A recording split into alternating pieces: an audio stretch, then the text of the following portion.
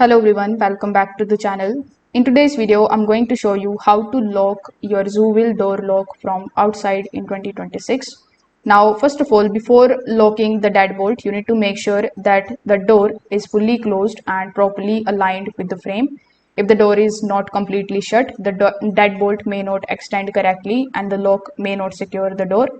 So once this is done, you just have to simply go to the outside keypad, and on this particular keypad, you just have to first of all press any of the buttons. So for example, let's say you have selected to press 6. So you need to press this particular button or any button for about 2 seconds.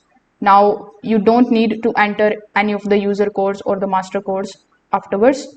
Now you need to basically wait for some time until you are holding the button, and the deadbolt should extend and lock the door automatically, and this feature commonly called as one touch locking.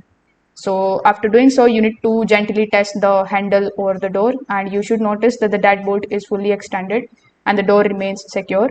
Taking a few seconds to verify the lock can help prevent any kind of security issues.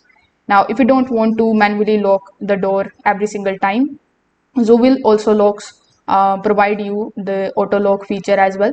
So when the auto lock is enabled, the deadbolt automatically extends after the door has been unlocked for a preset period. So depending on the model that you are using, this can be configured between 10 and 99 seconds.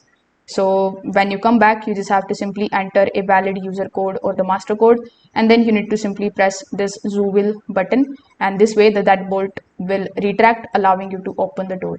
So if this video helped you out, make sure that you like this video and subscribe to the channel. Thanks for watching.